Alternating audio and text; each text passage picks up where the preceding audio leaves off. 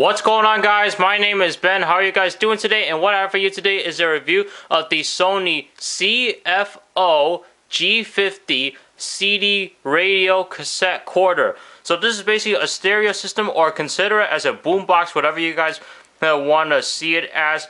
But let me tell you something, I believe this product is antiques because this was bought a long time ago. I don't remember when, but this features a CD player as well as a cassette player, because you guys know those little cassette players, like those little cassette tapes that people used back in the old days.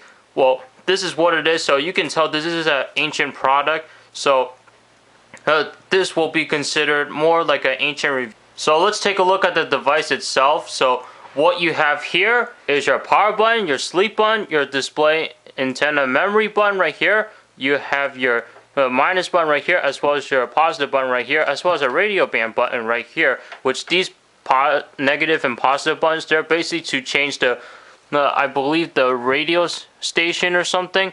And of course you have your previous track and your next track, which is basically to go on to the next track, as well as your play pause button, which is actually for the CD right here. And you have a stop button right here, as well as your volume buttons right here. And you do have a small indicator right here. And you have your mono play mode right here, as well as your sound button right here to change the sound of it. You have a 3.5mm headphone jack, and you just want to plug in some headphones to listen to this thing, as well as a power drive woofer button right here, because this does have a power drive woofer, as you can see in the texting right here. You might not be able to see it because you're far away back, but it's there. As well as a line button, and I will get to that on why that line button is there, because it has something to do on the back. And you pull this thing up, you get an antenna right here. I'm gonna put that back, and let's rotate the stereo system right here, so nothing is right on the right side. And here's the back of the system itself. So let's actually bring you guys a little bit closer right here. Now, remember that line button I was referring to? This is what I was talking about. So this is basically a line jack right here. Now, what's this line jack for?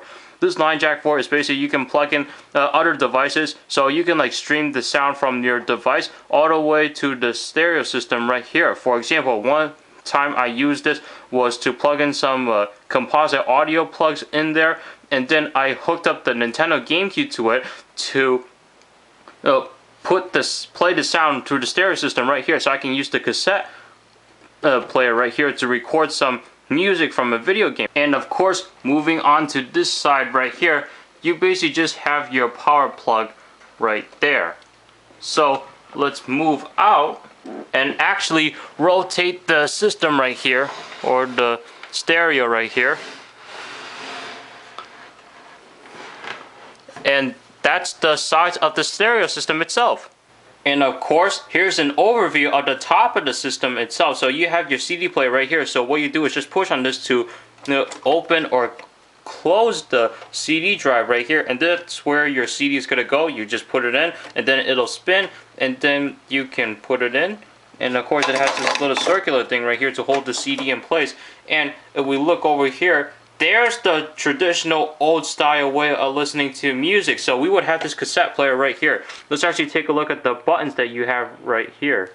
Okay, so you have a record button right here, your play button, your rewind button, your fast forward button, as well as a stop or eject button right here, which is basically just eject the whole thing, but the whole cassette player will stop, as well as a pause button right here. And when you push a button, they just like push in singly, or you can have both buttons pushed simultaneously, which I don't know why you would have these two buttons pushed simultaneously, but the only time you had push buttons simultaneously is when you're recording. So overall, this is a great stereo system. I'm not sure if they're still producing these. I don't think they are anymore, but this is a great stereo system, and I don't know the full specs about them because I tried to find it on Amazon and I couldn't find the specs. So there won't be a purchase link provided, and that's not a surprise because this is an ancient product. So I'm going to consider this an ancient review.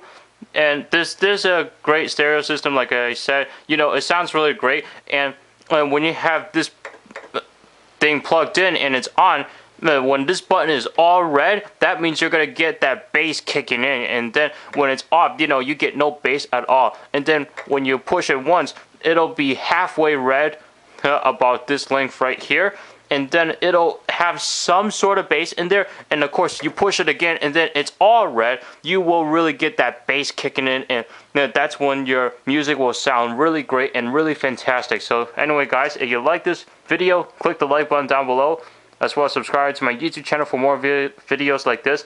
Follow me on Twitter, twitter.com/Ben Guy, to stay updated on what's going on with me when I post a new video, why I haven't posted a new video that day.